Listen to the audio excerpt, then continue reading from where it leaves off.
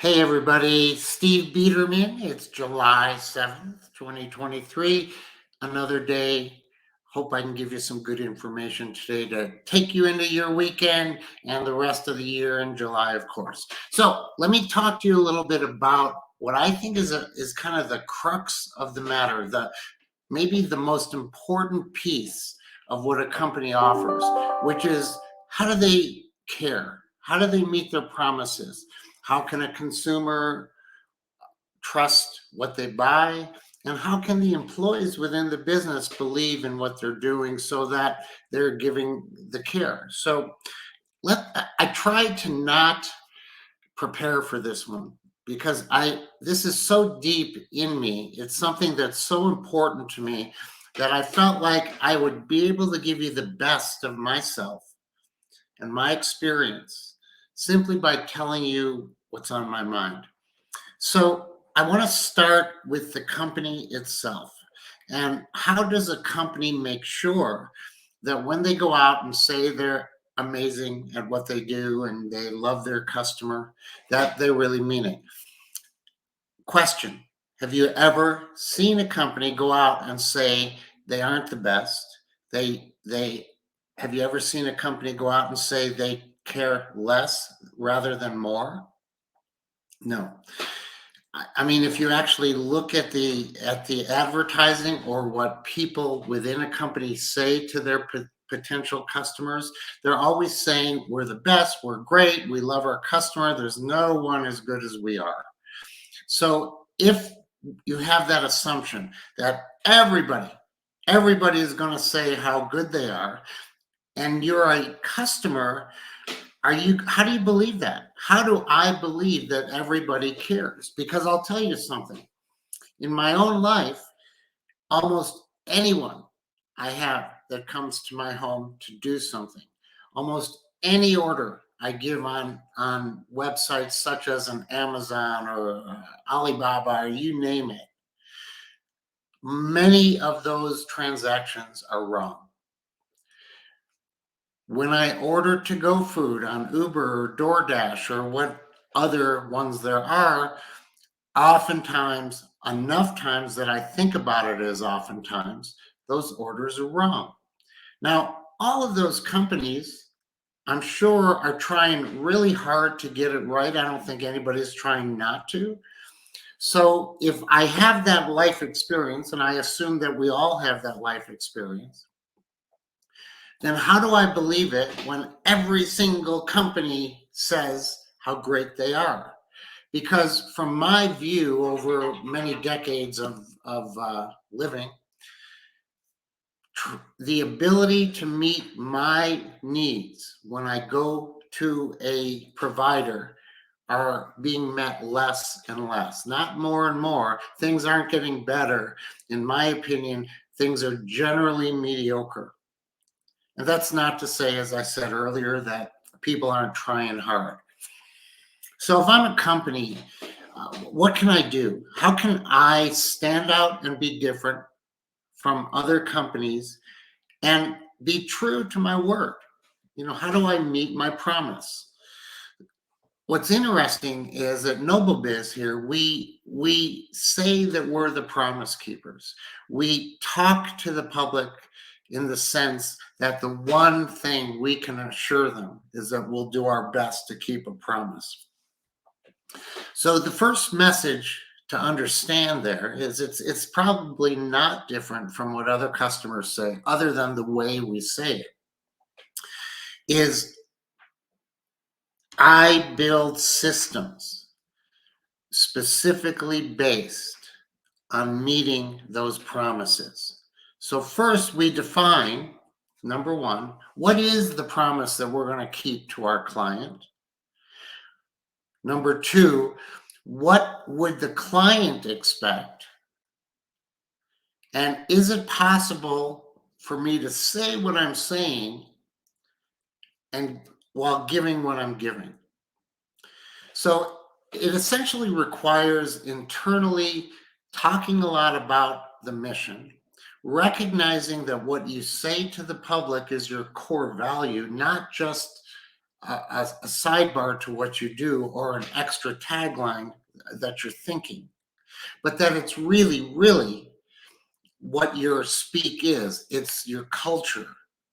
So how do you do that? How do you make a culture that? Well, one of the things you do is you always talk about it. You always talk about it. You define what a promise is. You build your systems and processes to assure it.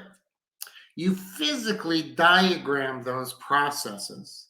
And then you secondarily diagram what happens when I fail and what is the approach I use to failure and where are the weak points here. So there's a process side and there's the human side. Now, people care about the outcome, the customer, but they also want to understand or should want to understand, or even if they don't want to understand, you should provide to them this following. If I say I'm a promise keeper to you, let me show you why I say it. And then you literally, not just words alone, like you're creating some general dialogue that will be fancy and make people suck in, but rather what you're going to do is show them your process and explain to them within that process what your approach is when things are not working. Because people generally care less about what your process is when it is working versus the one when they can anticipate it's not working. Because as I said earlier, we can all anticipate things not working. That's become the world we live in today. And that's frankly what we're being compared to. So we must do that. So the question is, am I weak? Am I showing? Am I facing risk if I tell a customer that there will be times that I'm sure sitting here that I may fail you? So when I promise to take care of you to the best of my ability and I'm showing you how, I'm also going to promise you that there may be times that I fail you. Is that a weakness or is that a strength?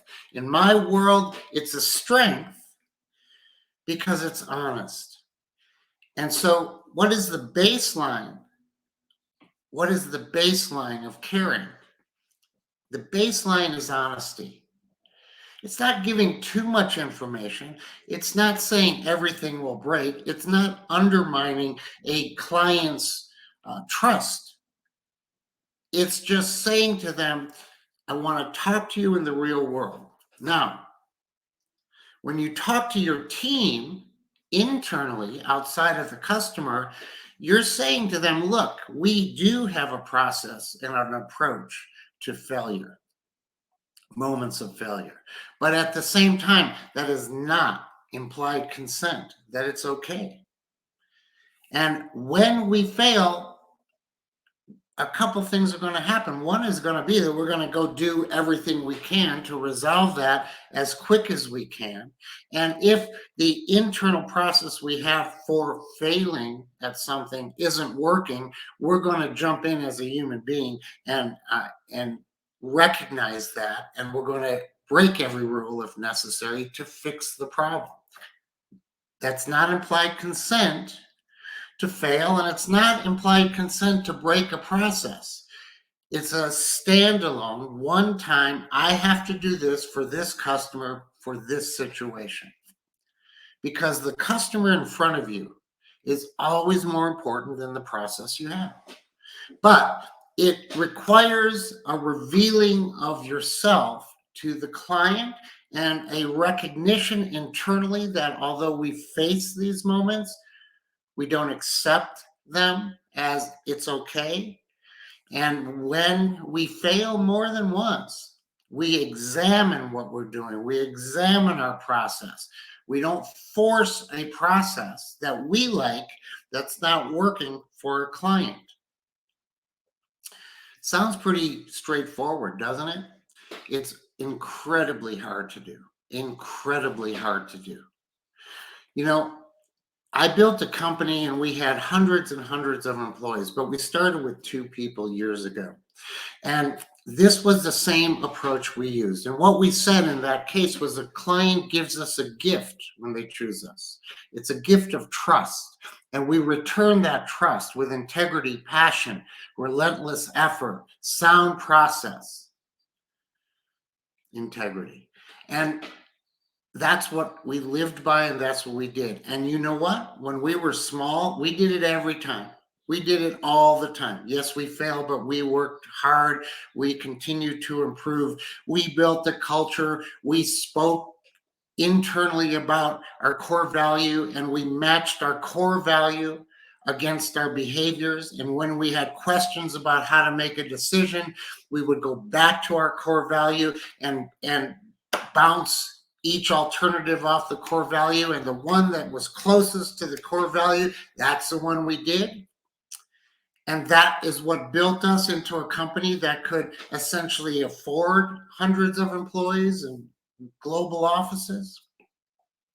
But here's what I failed at. I failed to understand that when I had third, fourth, fifth, sixth generation staff in my operation, and I went from tens of employees to hundreds of employees, I failed to understand how do I transfer that core value, that uniqueness of who we are, to the next layer of staffing as we grow. And so inevitably what happens is people will come into your company from their experience in other companies. And they've had more than one of those experiences usually. They're not all your first job, right? So they come in and most companies are balancing customer care, not focused their entire core value on customer care. They're balancing it with cost, with investment, with training, with their own choices and their own interests. And they're balancing that against the customer. And so people like that come into your company in that third, fourth, fifth generation, and their experience is different from the first and second generation of your own company that succeeded at it.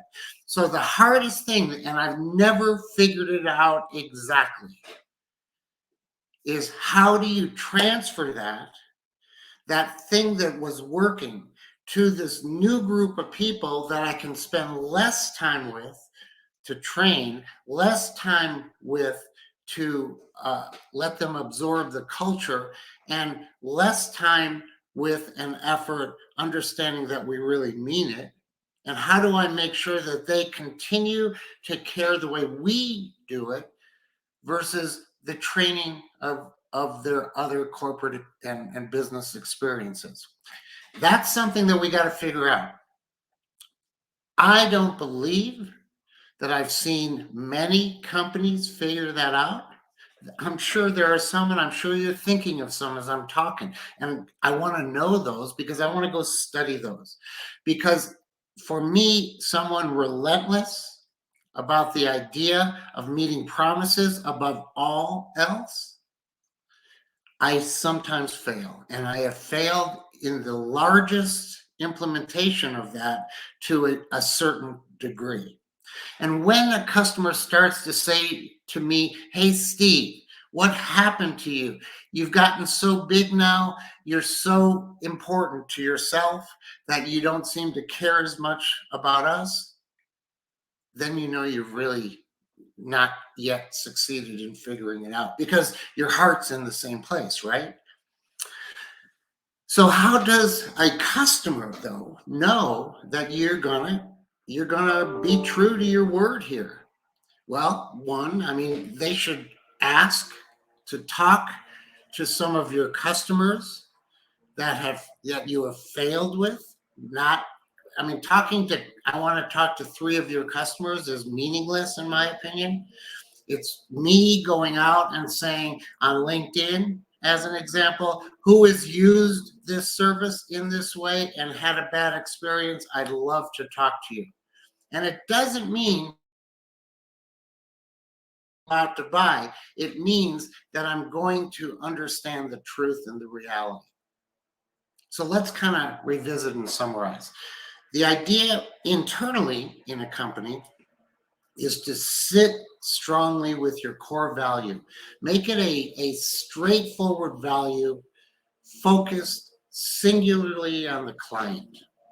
Balance your processes, approach, and all decisions towards the core value first, so that you can be sure that ultimately the client comes first. Then speak internally, talk, focus, focus, focus, insist, insist, insist, improve, improve, improve. And when the process itself is failing, then be human and recognize what's in front of you is more important than the process itself. And last, be honest before you sell your customer. Tell your customer when things don't work, how you behave. Ask your customer, your potential customer, if they want to talk to some of our more troubled clients, and if they want to understand what we do and how we behave when in fact things are not working. Because usually what will come out of that is those customers that have had their struggles but are still with you, they're not going to say these people are terrible. They're going to say these people may not have done it right all the time, but they're always there. They always care. And man, that is a group of people that try harder than anybody I've ever been around. Because at the end of the day, the truth is, outside of perfection, which often doesn't happen, that's what's important to the client. So with that, let's have dialogue. Let's talk about this. Let's show our openness and vulnerability. And next week, I'm going to be out of the country. I'm going to be traveling around the world on business, and I'm going to share some spontaneous videos with you everywhere I go. So look forward to seeing a bit of Europe. All right. You all take care. Bye-bye.